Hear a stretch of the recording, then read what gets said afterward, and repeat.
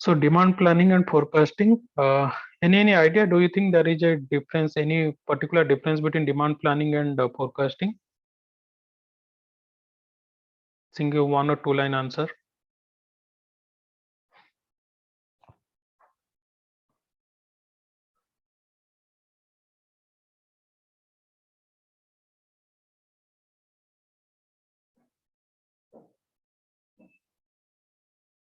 Because most of the times when you talk about analytics, lot of discussions happen because forecasting is a big part of analytics, right? Lot of different softwares are there only for kind of all those software vendors who have ERP, right? Whether you have Oracle, JD Edwards, SAP, those big vendors, or even on the smaller vendors like ERP Next. Earlier only they used to provide ERP. Right now they have also kind of started including the forecasting softwares or the forecasting component of the softwares. Because most of the companies who have already ERP integrated across their vendors, suppliers, right? Next part is automatically they should come to know that what, let's say, think about a Maruti or think about any, not only Maruti, FMCG companies.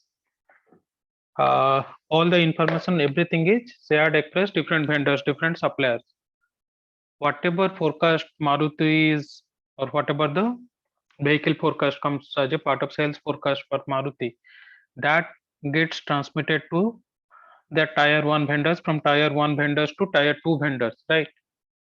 And lot of again, as you know, that nothing can be 100% accurate, and how much accuracy you can uh, kind of work with, right?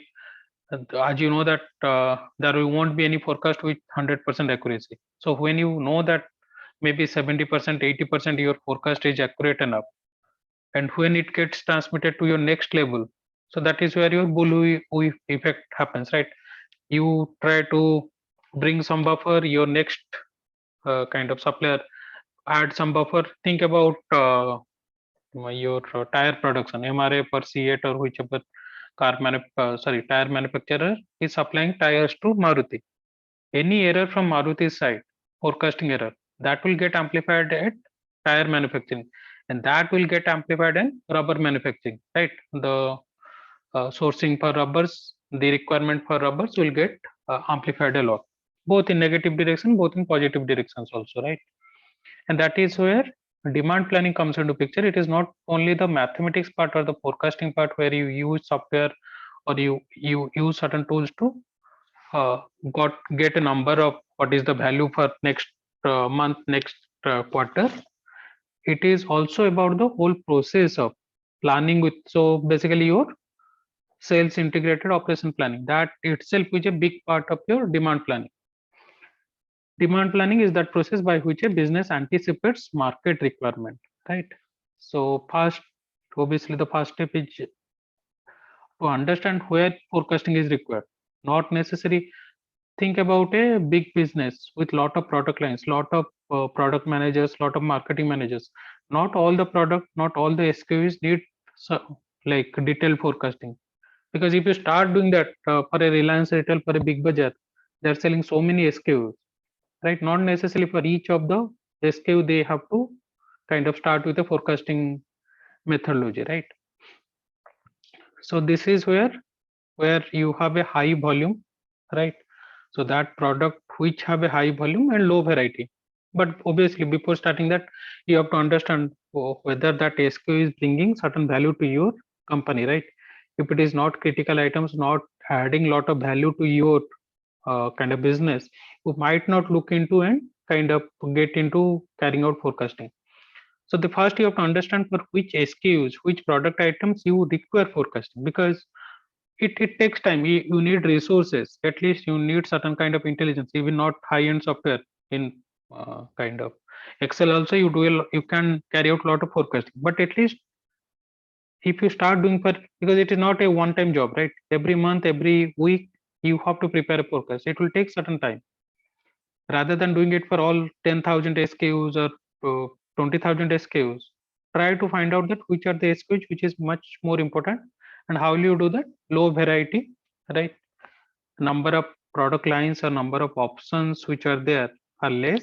And then again, it has to be, when I say less, it has to be company specific. High volume, number of items under that SKU. So you have certain number which will help you to forecast. High variety, low volume, right?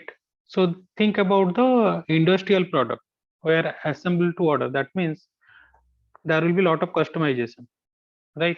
So there you unless client or the customer says that okay, this is the design, these are the kind of requirement from my end. So you till last moment, you wait till your order comes or the intent comes from the customer side. Then only you go and order your items from suppliers end. So that's why assemble to order or design to engineer to order or design to order those items. Think about a product which DRDO is manufacturing or the kind of any military contracts, any equipment which is required for military kind of services. Though most of the times it is not a ready-made items, right? Need certain kind of customization. Even the trucks or the buses which carry troops across border, right? They need certain customization. For that, unless the order intent comes from the army, it is not that Tata Motors or Ashok Leyland will forecast certain items. Obviously, the chassis and all those things will be ready. Only thing that other items, what kind of customization is required. Unless you know that, you will not bid or you will not order and keep those items ready, right? And that's why they take time.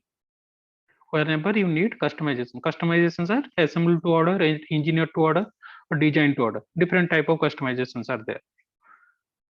High variety, high volume, right? So your requirement is also high, and variety is also high, right? So a lot of times, if you think about your FMCG products, right? Some for certain product there are a lot of variety, lot of SKUs, lot of volume also. Monthly, weekly consumption of those items are also high, right? In that case, rather than putting a lot of effort on forecasting, because for each item there are, let's say, 100 SKUs, 200 SKUs. For each item you start forecasting, you'll get mad. Like every week, you have to put a lot of effort in 100 different types of product forecast, right? So though you know that you will lose certain money if you keep inventory, so that is where we put focus on safety stock planning. So we calculate what will be the safety stock, and though we know that because we have to store in our, let's say, Reliance Retail, Big Bazaar, they'll order some additional item, keep that buffer. Safety stock is nothing but buffer. You order that and keep with yourself. Low volume, low variety. Reorder point, remember, not the point on time. Reorder point is the kind of amount of quantity left when you, if you order, by the time all the items has been, let's say, think about your local grocery shop. Think about items like low variety and low volume, because monthly, weekly, the volume they are selling in comparison to Reliance Retail, Big Bazaar is very small.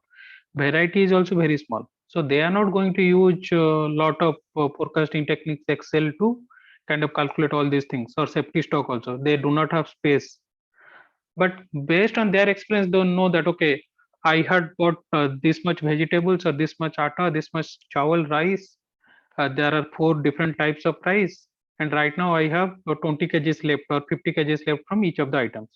Now is the time when I should put the order, right? Because they know that at least a distributor or from whom they are taking delivery, they'll take 4 days or 5 days to deliver their items. So that is the reorder point concept, right? The amount of inventory you have left by the time if you order, and by the time the product reaches, right, all those 50 kg or 40 kgs what you have already would have been consumed. That means already would have been sold, right? So whenever you have low variety, low volume, think of your local grocery shop. You can just, based on your experience, without much calculation, they can go for the reorder point approach. Only when you have high volume requirement and low variety, right?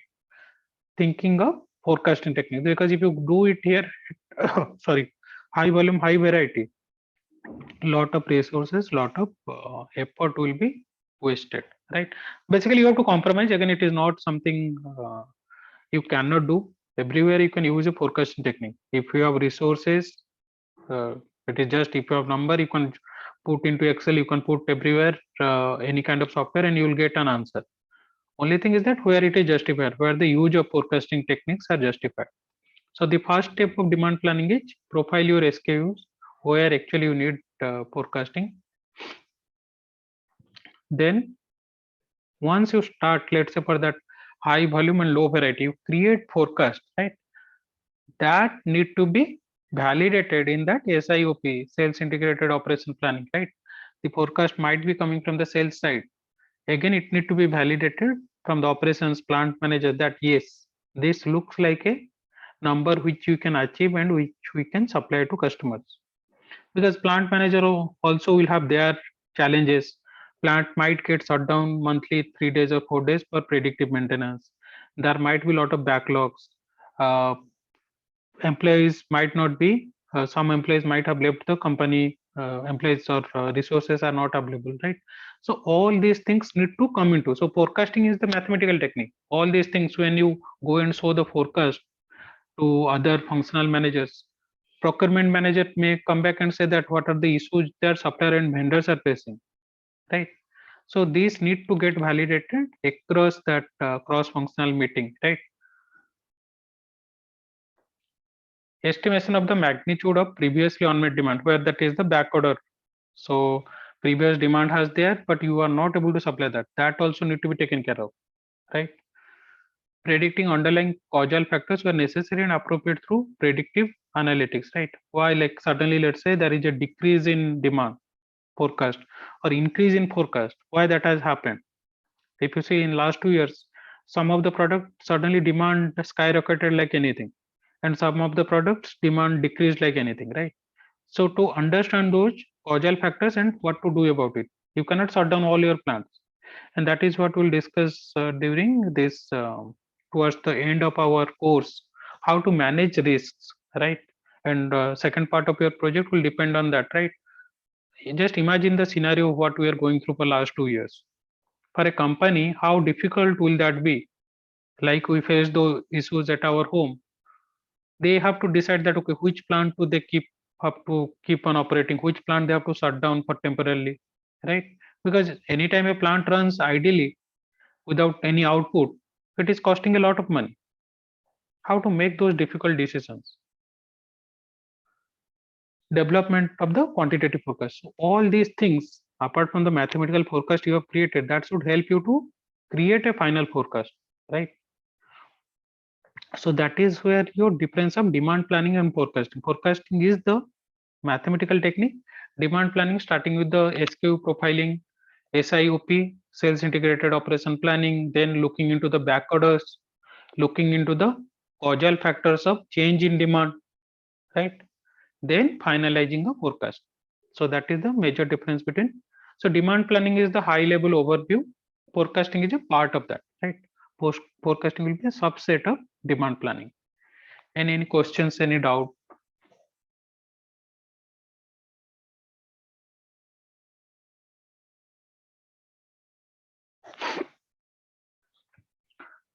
So anytime when we forecast, right, we know that there will be error. So the error we try to minimize, because random component, there will be certain random factors which you cannot estimate.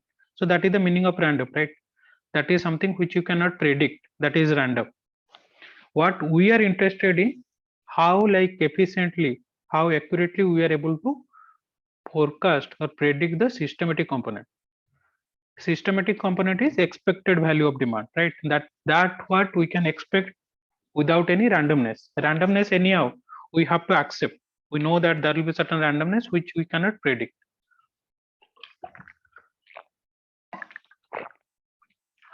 Expected value of demand or systematic component will have three parts.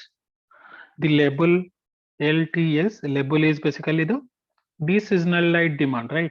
Anytime any, not that all the products will have seasonal component to it, but most of the product, if you see, there will be change. Let's say think about the FMCG product. Some products, depending upon the which season, which month, which week, seasons doesn't mean only the seasons what we look into the normal terms. For a retail business, it can be bi-weekly or monthly thing also, right? Grocery items, think of Generally what happens before this COVID happens, or before people move most of the grocery buying to online shopping, online grocery buying, generally month end, family will make a trip to the grocery shop like Big Bazaar or Reliance Retail, buy the monthly grocery. So generally what happens on that particular 2 3 days or 1 week, there will be huge demand.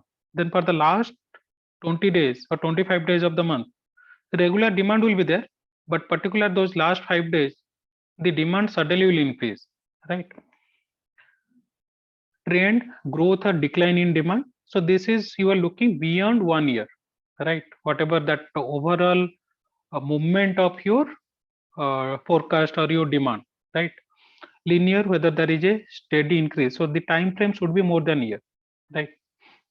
Again, depends upon product life cycle. I cannot say that for all the products. Some fashion product have a life cycle itself of maybe 6 months or 1 year. Mobile phones, if you think, most of the mobile phones right now, the models, newer models are coming within 8 months or 9 months. So in that case, again, you have to think of what will be the trend time frame, right? Launch, that is the like past maybe few weeks, there will be huge increase based on your social media actions, digital marketing, promotions, tie up with credit card companies. Any new phone comes, first few weeks after launch or first 2 or 3 weeks, there will be huge increase. Suddenly there will be a plateau, then decline, and suddenly it will become zero. Not suddenly, gradually it will become zero.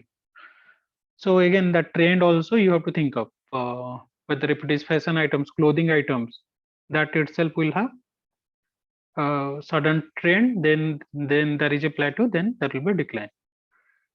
So whether it is linear or polynomial, non-linear, right? Exponential or polynomial decrease or increase, right? So depending upon accordingly, your forecasting methodology will change. Then seasonality. Not just, so that's what I was thinking about, not just limited to the fall, winter, spring, summer. So that was the normal definition of seasons, right? Weekly demand for reservations and expensive restaurant. So if I'm from hotel business or hospitality business, I have to, not only the hospitality, think of Zomato. Holidays comes or the weekends come, there will be huge increase in orders, online orders. Then weekdays there will be gradually decline. They have to also focus on the SKU, which are the items, particular area there will be huge demand for those particular food items, right? Daily cycle of coffee sales in Starbucks. I think Starbucks is going to open in Bhubaneswar. So if you just go and look into, like, I think I was giving that example. I don't know which class. Uh, Starbucks, when they opened in Bangalore, it was close to the place I used to live. So I just for curiosity, I saw, let's go. So with along with some of my friends, and I saw people are standing in queue till my close to my home. It is almost 600 or 800 meters of line. We are really surprised that to just to have a coffee there, people, and they'll pay 350 rupees, 500 rupees. But it is not that every day that will happen. For the past 3 or 4 days, I think almost 1 week, there used to be a huge queue. But once that curiosity was over, they have taken selfie, they have put in social media, and that is done. Regular. Obviously, there are people who will regularly go to Starbucks, but those people will be very less, right? So that again, like in US and mostly like those people who go to office, the daily ritual is they'll take a coffee from most of the, and mostly it is in New York. Those investment bankers or Wall Street guys, the idea is they'll take a coffee from Starbucks and go. Some of them believe it to be lucky, like if they believe in that. So those are the things. So it is not only of the seasons what we believe in normal seasons, depending upon the which business you are in, airline, hotel, a restaurant, seasonality will mean different way, right? Trend is something based on your sales promotions, which take a lot of time. Advertisement, reaching out to customers, word of mouth promotions. People like visit to your restaurant, they like their food, they put social media promotions. It will take a few months, few weeks for your demand to increase, right? So that will come under trend. Seasonality is basically which you can like based on the weekdays, weekends, based on holidays, normal days, what are the changes in due to these factors, changes in the time, right? Label is the basically deseasonal demand. If I cancel out those weekday or weekend factor or the holiday factor, what will my normal demand, right? So these are the few things which you can anticipate or properly kind of put a forecast on.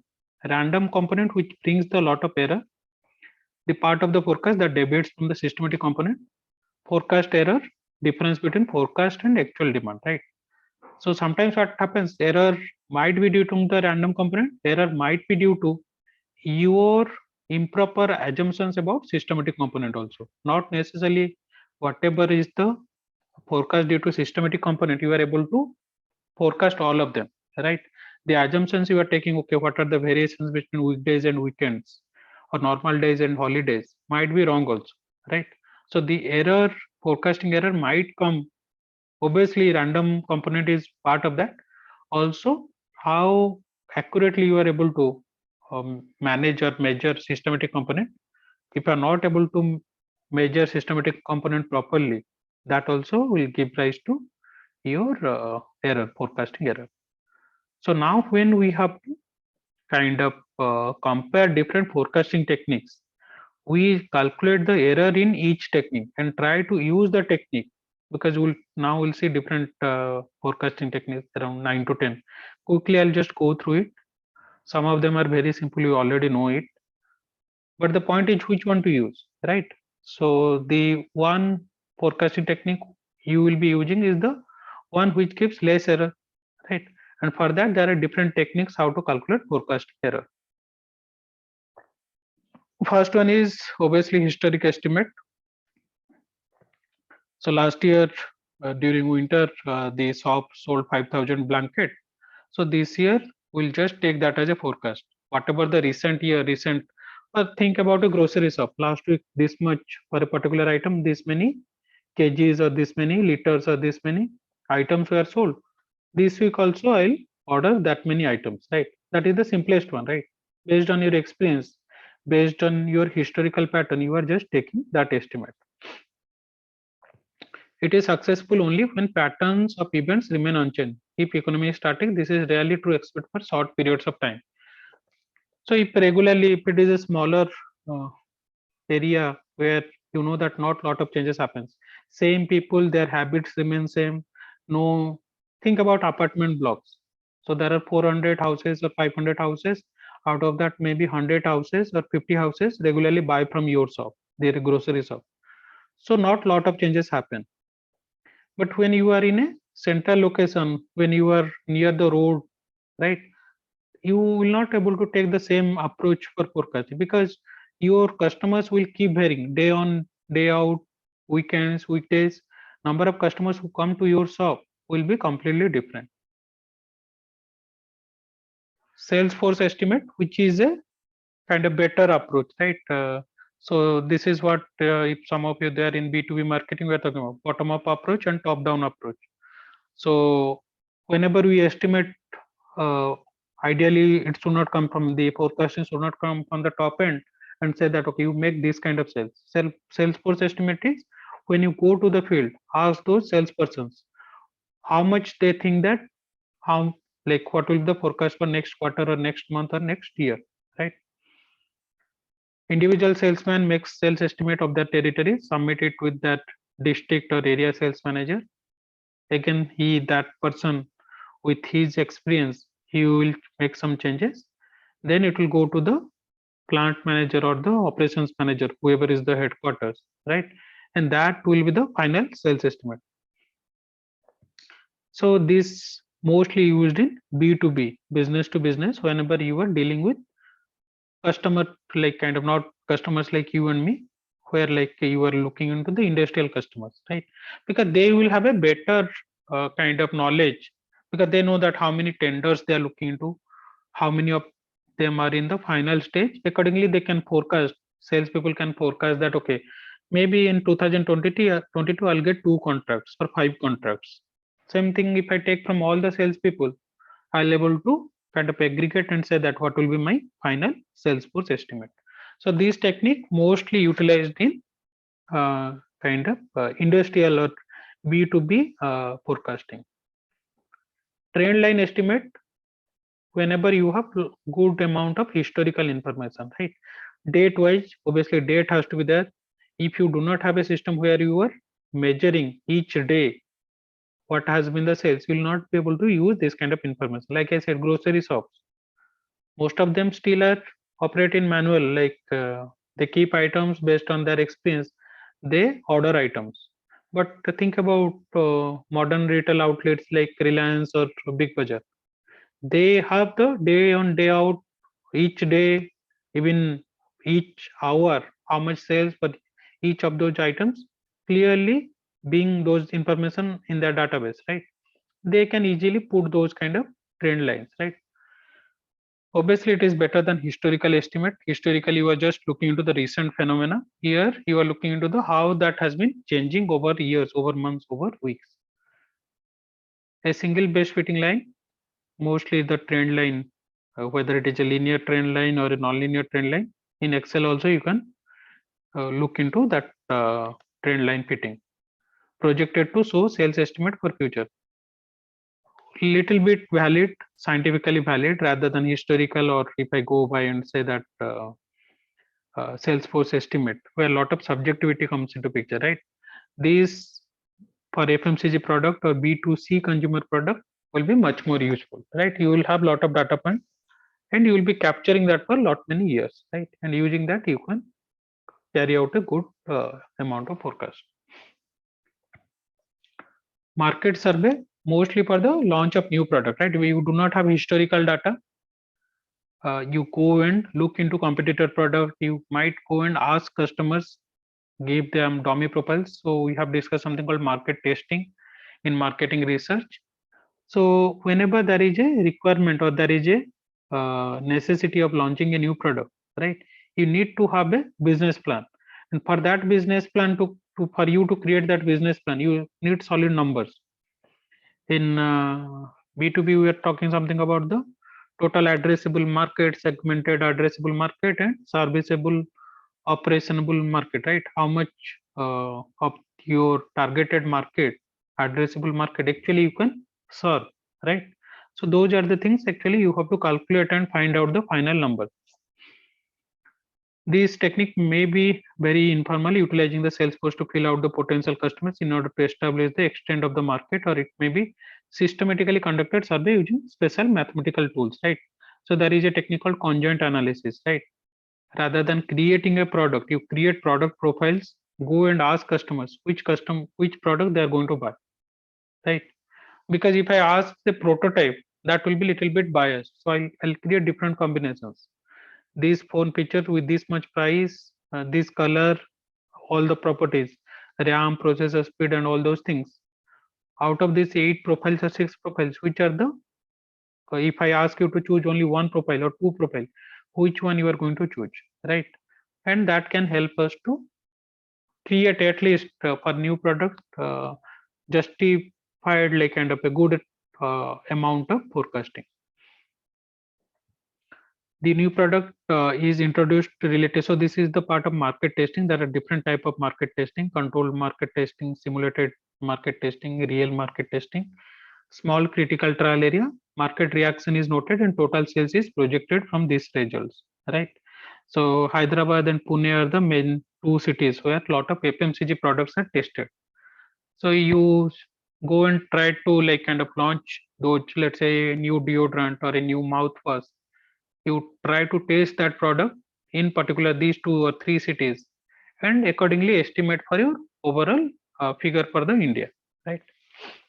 And any questions, any doubt up to this point?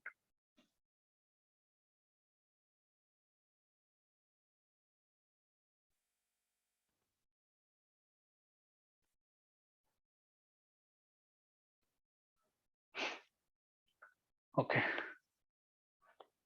Delphi method, it is again mostly utilized in industrial sector.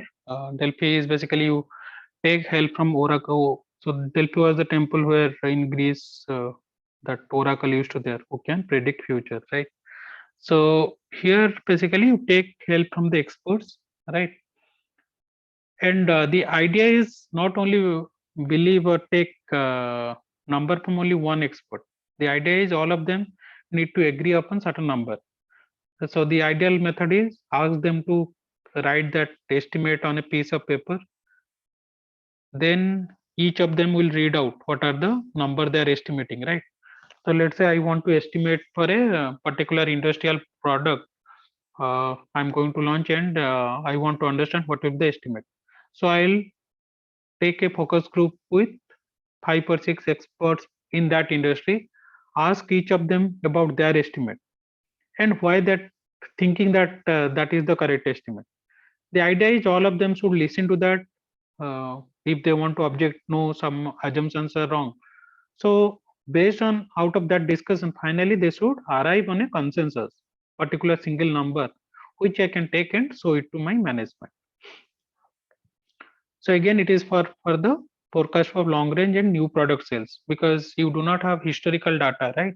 You want to predict something for the future where you do not have lot of information. So for this kind of new product launch, either you go ahead and carry out market testing or market survey, or you have a focus group discussion or one-to-one discussion with this kind of experts, right? Then average, which is the simpler one, right? Whatever the average for last 6 months, 8 months, 10 months, 1 year. So I'll take that as my forecast, right? Forecast sales for the next period, average sales of the previous period. So I have the forecast for last 6 months. What will the forecast per month of, let's say, March, right? I'll take the average of this last 6 months, right? So that is the simplest one, followed by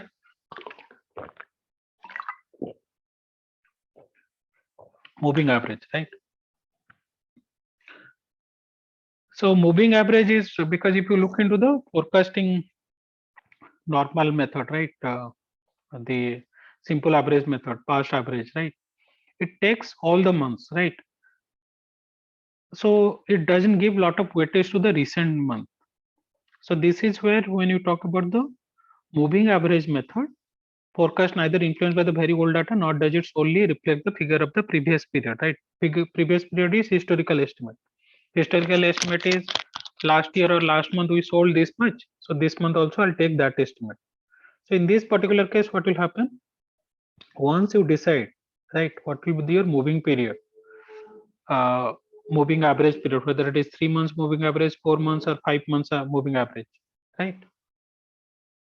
Take that and try to forecast. So moving average means you will just take whatever, let's say 3 months moving average of last 3 months, 4 months moving average of last 4 months, right?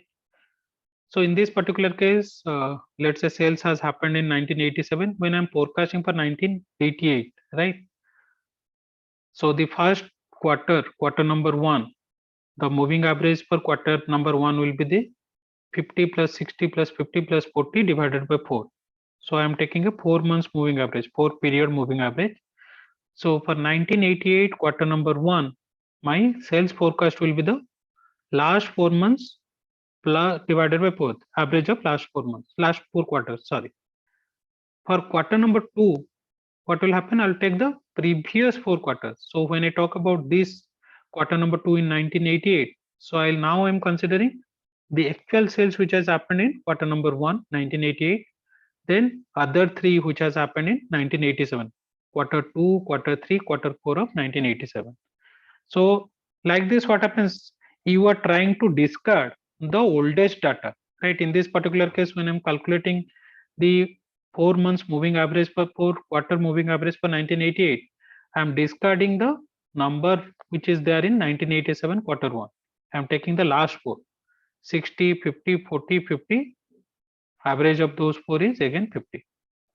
So like that, I start calculating a 4 months moving average for your sales or whatever you are going to forecast, right? Any questions, any doubt on this?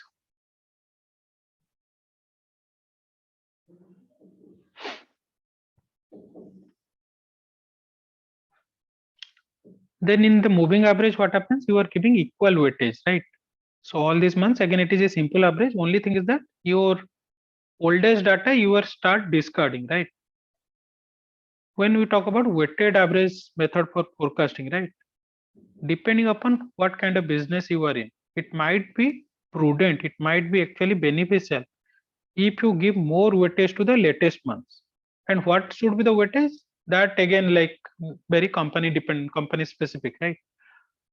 Or depending upon, like, some companies might give more weightage to the oldest data, some company might give more weightage to the latest data, right?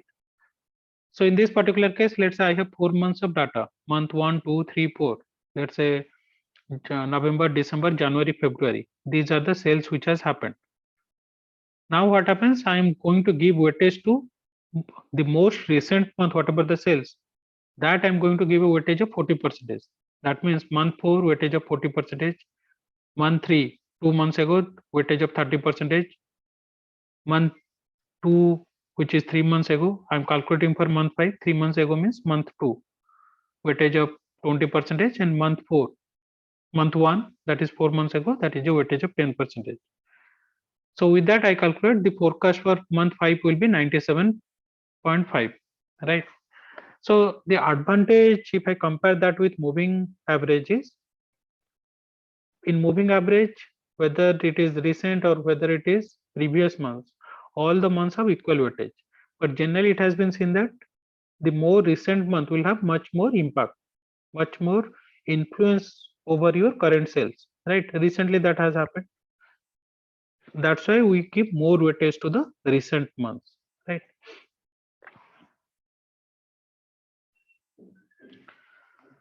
Then the next part is exponential smoothing. Again, it is kind of a offshoot or coming from your weighted moving average method. Only thing is that apart from your sales figure, right? Earlier, what used to happen, you are just only concerned about your sales figure. Here also, you are putting some faith, some kind of weightage on your forecast also, right? So let's say I'll try to kind of explain that through example. Let's say for month of January, forecast of sales was 24 units for some product. Uh, let's say I was selling some product and the forecast for that product was 24.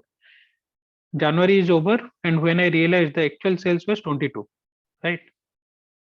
And that exponential smoothing, for my calculation, I have decided that it is 0.1. How to decide that? Actually, there is a kind of formula for that.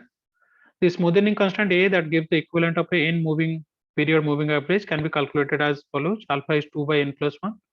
N is the number of kind of moving average, right? If I'm considering a 4 months moving average, so what will be that alpha? Alpha is to be 2 divided by 4 plus 1, 5. 2 by 5 is 0.4. If I'm considering a 9-month moving average, obviously it will be 0.2. So based on what kind of moving average you are utilizing, right? I can convert that into a exponential smoothing method where alpha or the smoothing constant is 2 divided by moving average period plus 1. Let's say I have calculated that as 0.1, right? Or for me, for my business, it is 0.1. Generally, it is between 0.1 to 0.3. Most of the companies which use, they use it as anything between 0.2, the maximum time 0.2 is taken as a good number. So in this particular case, let's say for January month, forecast was, sorry, actual sales was 24, actual sales was 22, forecast was 24, right? The formula was the smoothing constant with sales figure, latest sales figure, plus 1 minus alpha, 1 minus smoothing constant with old forecast. So for January month, my old forecast was 24. 24 multiplied by 1 minus alpha. Alpha I have taken as 0.1. 24 multiplied by 0.9 plus alpha into latest sales figure. What actually, how many sales happened in month of January? 0.1 into 22, 23.8. So only difference between this and moving average is you are giving different weightages to your month of like different month, right? Recent month you are giving certain weightages, and second is you are bringing the forecasted figure into your calculation. In moving average or weighted average, it was only about the sales figure. Now in the smoothing constant, you are also have some faith that okay, whatever forecasting I had made, that is not entirely wrong, that still has certain value.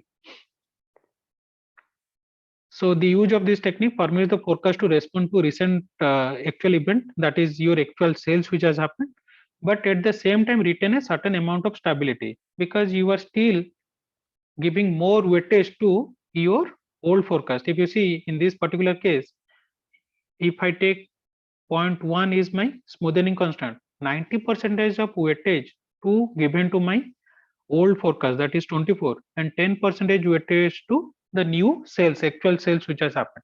So I'm still keeping my forecast, I still believe in my forecast, but making some changes due to whatever actual sales has happened. And if there is a lot of differences, if this is a very big number, ideally my numbers also will change, ideally my forecast also will get impacted. So this is about your exponential smoothing. I have given you exercise after the end of the class, right? So that has to deal with exponential smoothing. So I have given you two alpha values. Calculate the forecast for each month. I think 4 or 5 months only, very short example. But the thing is that now you have to compare, right? How to compare? I'll show you that on what matrices or what are the things you have to see. But first, the point is take alpha as 0.2, calculate what are the forecasts for different month. Take alpha as 0.4, calculate the forecast for other months. Then see that which forecast, because you have to decide which is the alpha you should consider, right? You'll decide based on what? Whenever the forecasting error is less. So to calculate forecasting error, there are different methodologies. I'll show you that. Try to find forecasting error using different methodologies. Then compare which smoothing constant, which alpha is giving you a better forecast, right?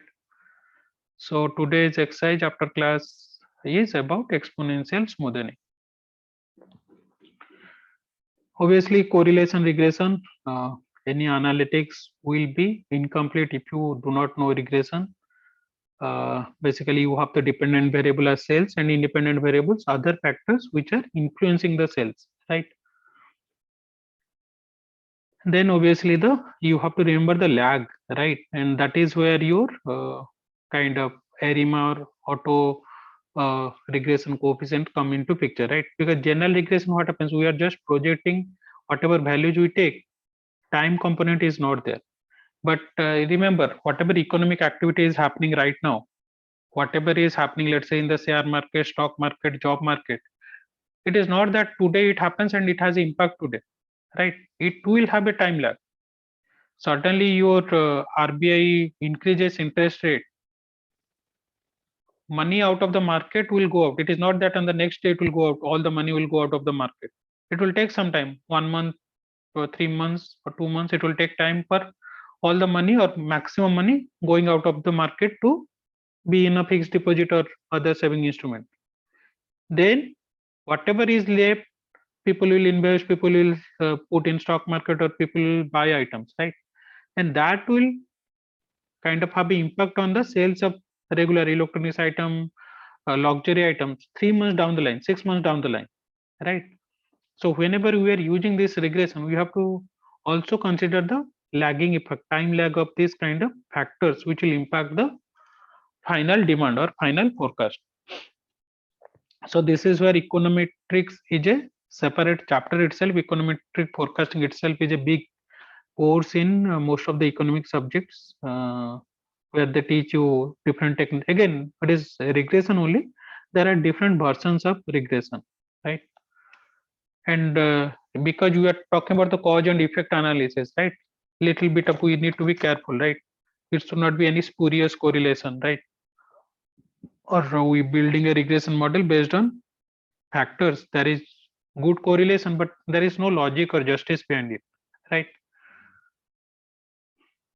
So these are different kind of but forecasting accuracy measure which you need to take care of.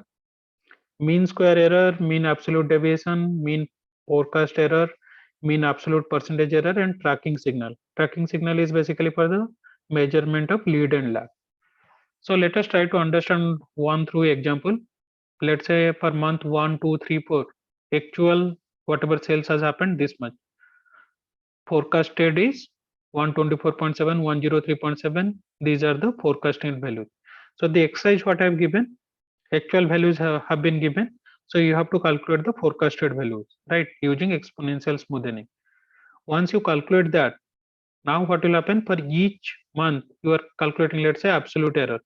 The formula of mean absolute percentage error is whatever your actual value 112.3 minus forecasted value 124.7, so it is around 12.4, right?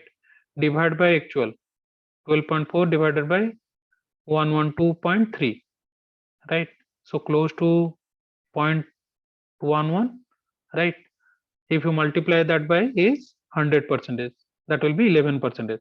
So you calculate for first month, second month, third month, fourth month, whatever the absolute error, take average out of that. That means you add them up, divide by 4. Why 4? Because I'm calculating for 4 months. So that is giving a mean absolute percentage error as 17.6%, right? So for the exercise, you do it for, so there are two alphas. For alpha 0.2, you calculate what are the forecast, you calculate mean absolute percentage error. For alpha 0.4 also, you calculate forecast and calculate the mean absolute percentage error. And see that which has the, because wherever the error is less, that is a better method, better approach, right? So getting a 10% is very difficult, and if you have a very good forecasting techniques, you'll be able to get that 10%.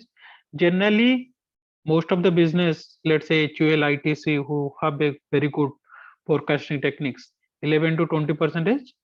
Other small businesses, medium scale businesses will be into 21%, 50%.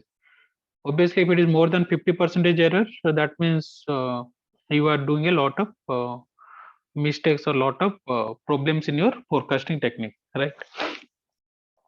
Similarly, there are other techniques, other kind of parameters, other matrices to measure forecasting error. Rather than just taking the absolute value, I just can take the square of it and divide by n. This is again, if you remember regression, total sum of square of total deviation, sum of square which is explained by regression, sum of square of error, right? Here I'm dividing by the n, so that will give me the mean square of error. Sum of square of error divided by the number of forecast, number of uh, parameters or number of rows I have available, that will give me the mean absolute error. If I do not take the absolute values, right, so that will give me the mean absolute deviation. Mean forecast error, I'm not dividing it by n. Mean absolute percentage error, this is the example which we discussed. Tracking signal is basically how, like for each of the forecast you are making, how much jump it is making, right? The, let's say, today's or the December month's forecast was, let's say, whatever the amount, there is a deviation, right? Then January month there is a deviation, then February month there is a deviation. What we are tracking is how these errors, how these deviations are changing, whether there is a significant change in my forecast error, right? If there is a significant change in my forecast error, I have to look into the random component or the systematic component where I am making wrong assumptions, right? Tracking signal is a good signal to look into all these uh, high volume items where there are a lot of changes, lot of month on month deviations between your forecasting and your actual sales, right? You'll come to know that, okay, for which SKU there is a lot of lag, which SKU there is a lot of lead, right? But for your exercise, at least try to use this mean absolute percentage error. Try to compare uh, both the forecast taking alpha 0.2 and alpha 0.4, which smoothing constant is giving you a better accuracy, right? Better accuracy means lower mean absolute percentage error. Is the part of your assignment clear or any doubt?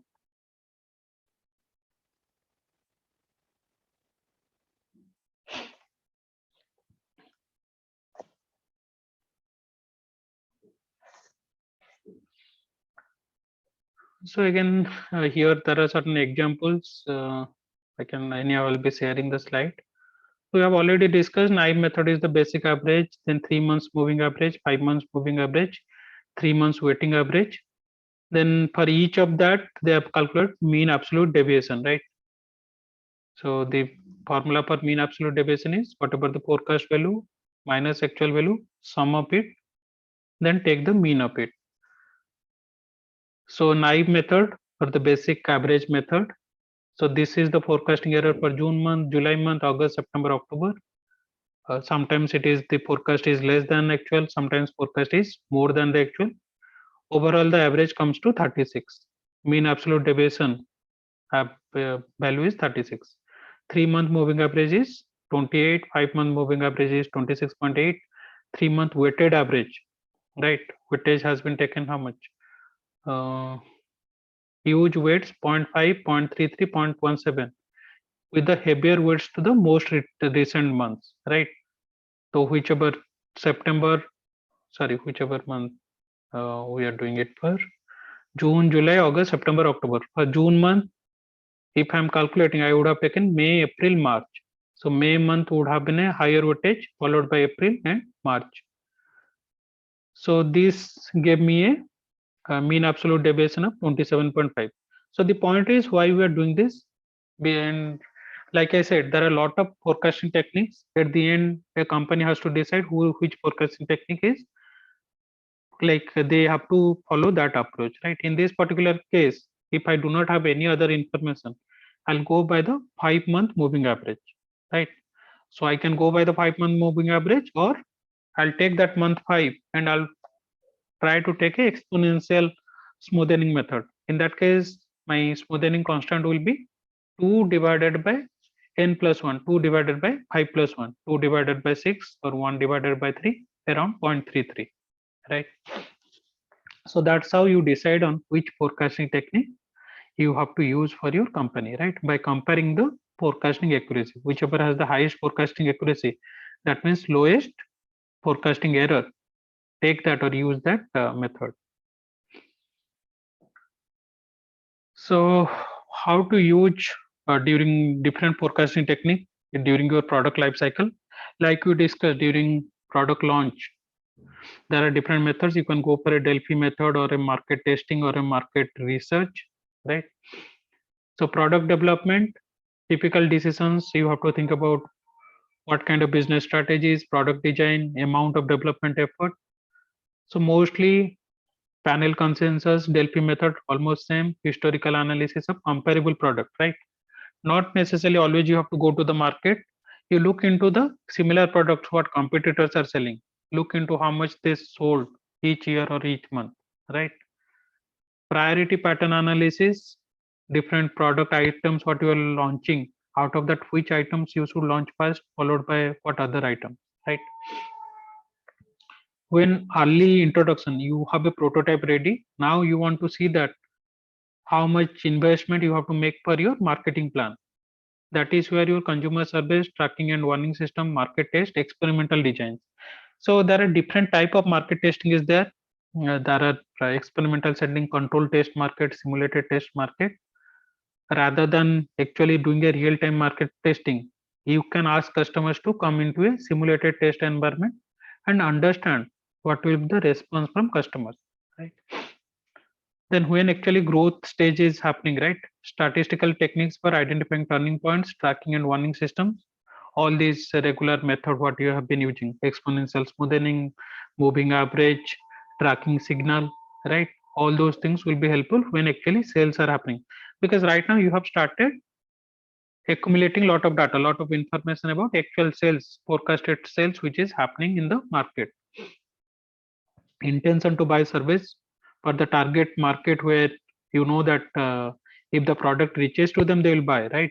Now you go and find out that whether they are really intended to buy, because in market testing what happens, they are told that okay, if this kind of product comes they'll buy.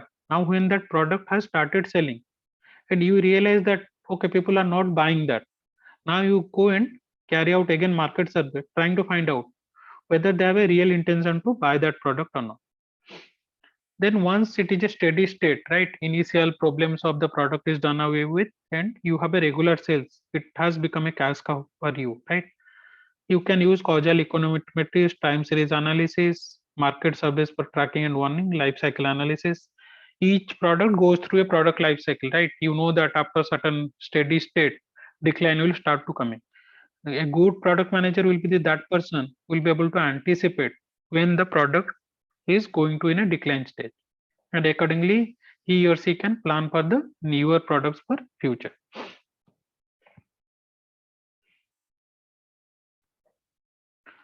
So increasing complexity, like if it is, like I said, depending upon company, depending upon investment you can use in forecasting or demand planning. For a small groceries of small company, they can just go with the historical estimate. They do not have time, they do not have experience to even go and put those numbers in Excel file, calculate all that, right?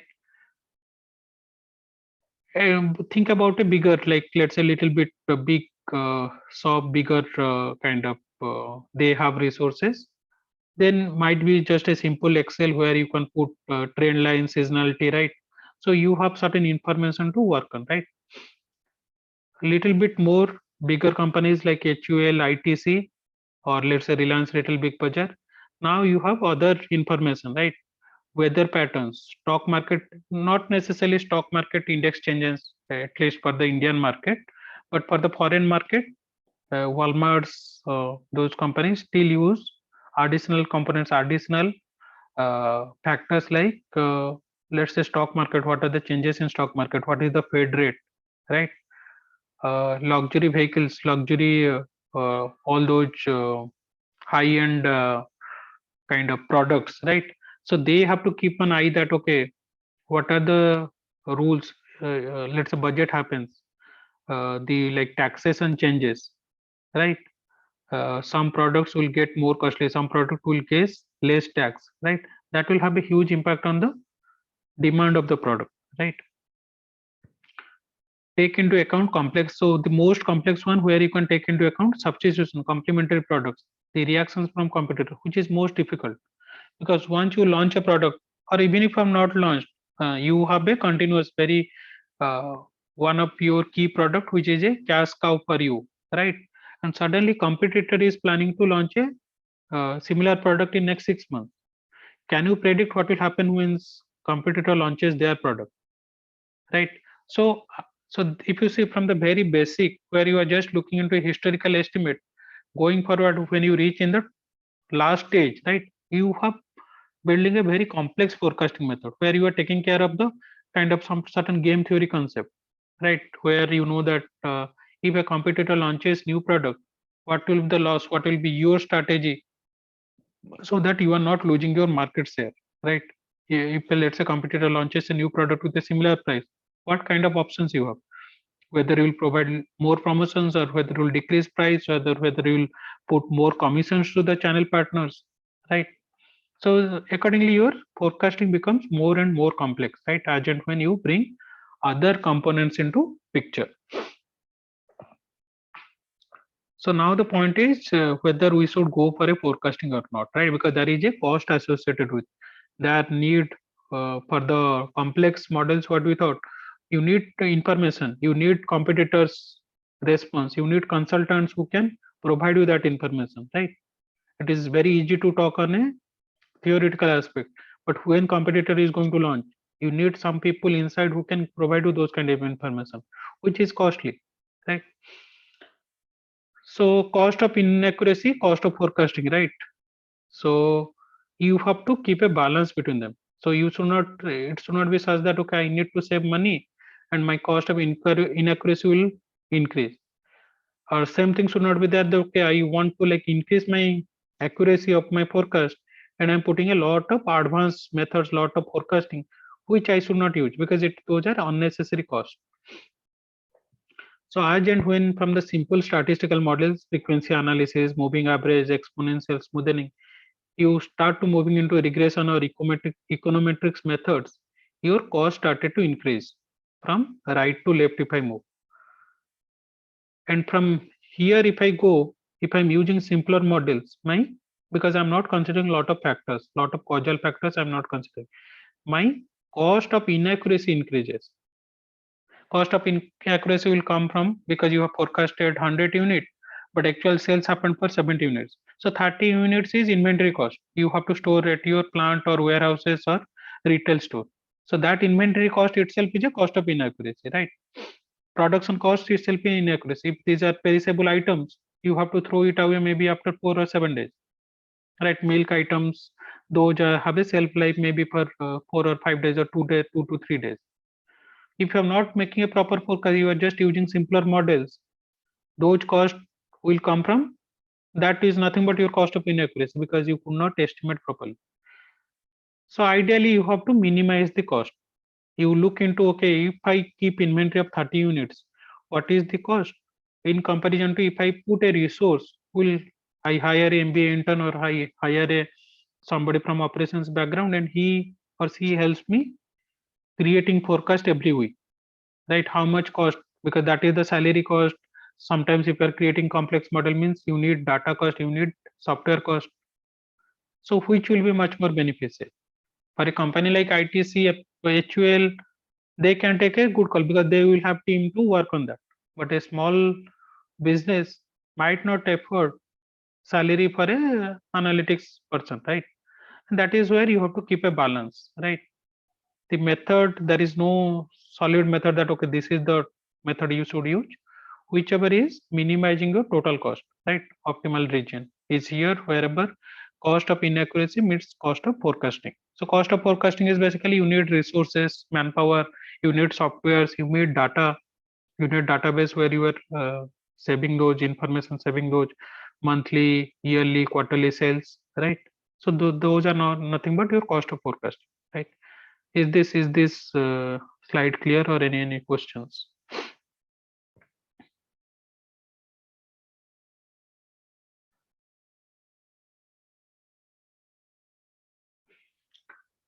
So best practices, we have discussed few steps in the demand planning in the beginning, starting with the profiling of SKUs, go to the sales integrated operation planning, talk to different functional managers, look into your back orders, look into different causal factors which are happening, then only finally create a forecast, right?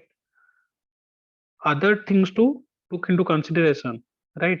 Shelf life, frequency and depth of promotions. So that is where it need not be very, so I am from analytics or I am from operations, I will create a forecast and that's it. So you have to be in touch with the product manager or sales or marketing manager, what kind of promotions they are launching in next few months, because that will change your forecast. Because if they are launching a new promotions, that will have a impact on the demand, right? So it is not only you are creating a mathematical formula which will forecast, those things also you need to consider. Different scenarios may benefit from tailored algorithmic approaches, right? So you have to carry out a scenario analysis. If this, like I was showing you that sale analysis, right? Buy one get one offer. If I put this, if I have the historical data, whenever I have put a buy one get one offer, what has been the sales? So now if I put a buy one get one offer, how much improve in my sales will happen? How much increase in my demand will happen? A 10% discount. Earlier I have, whenever I have put 10% discount, this has been the sales. Then now if I put within next 2 months, what will be the impact on my sales? So different scenarios. So you should have a whatever sales promotion, sales offers your sales people are planning. Accordingly, you should have a different scenario plan for demand for each of them. You may be able to forecast demand of products with a longer shelf life at a higher level of aggregation, because those stores, those product will be stored for 6 months or 8 months, or mostly those FMCG products, right?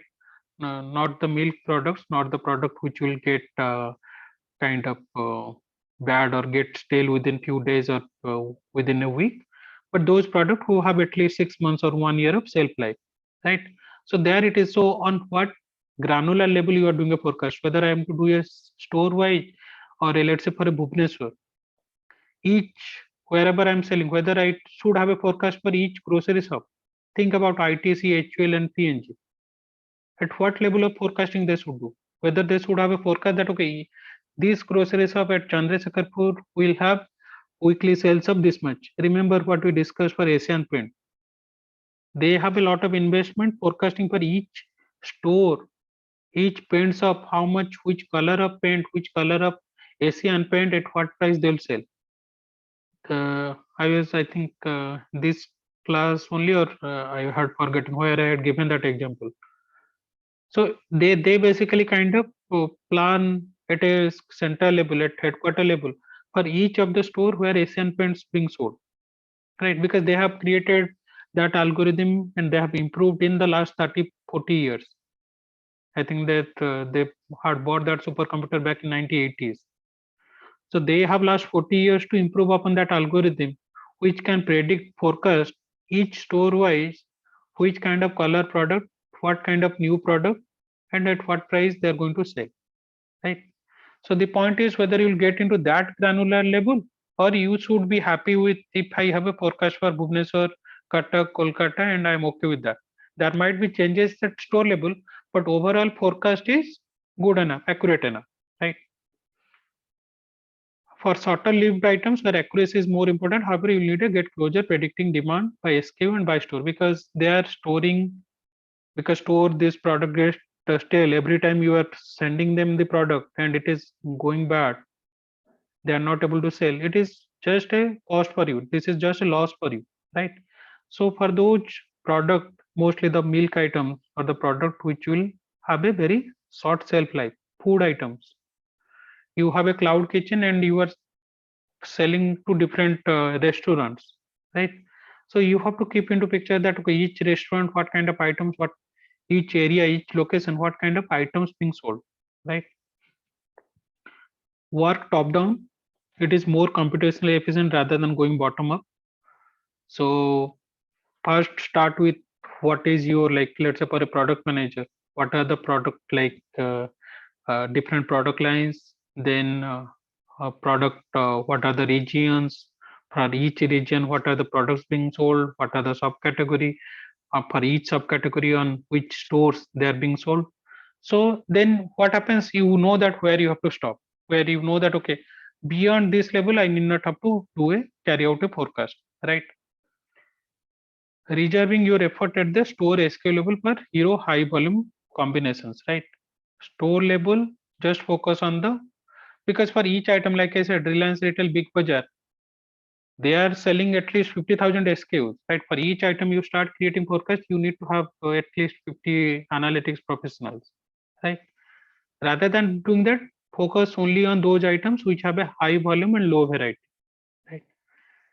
Think accuracy and consistency. So don't just think in terms of mean absolute percentage error, common measure for forecasting accuracy for your today's exercise also. Also consider the standard deviation of MAP over time, right? So this is what the tracking signal talks about.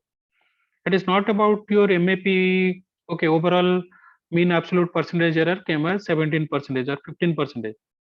But whether that 15% remains same over the next 2 years or 1 year or 3 years, but that also has a huge variation. For 6 months, it was remaining 17%. Suddenly, it increases to 30%. Then again came down to 11%. So that should not happen, right? Your error. So error means in other way around your accuracy level also, right? If error is 17%, that means your accuracy level is 83%. So whenever there is a change in up and down of error, your accuracy level is also suffering, right? And that is what you have to depend. If there is a lot of fluctuations in mean absolute percentage error, then your forecasting technique might be wrong. Your assumptions might be wrong. Test in the real world, right? Before adopting any forecasting technique, right? Do a kind of maybe that our normal process of 80%, 20%, any of that you have to do. But actually for few months, actual test, practical test need to be done on the stores also, right? Because that will help you to make your forecasting techniques should be much more robust, right? Otherwise what will happen, for few months your forecasting techniques will be excellent, and suddenly some changes in the outside world and your forecasting technique will not work. Like I said, 2 years back when COVID did not happen, and what has happened now, if you do not consider these kind of changes, whatever happened due to COVID, now if somebody does a forecast, you have to take into consideration these additional factors also, right?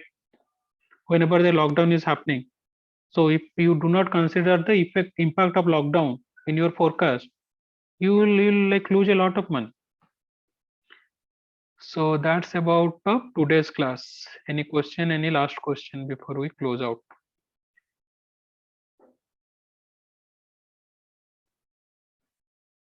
Okay. Chalo, take care, and I'll send you the link. Please download the software. Sir, I And had missed my attendance. okay, 21. Okay.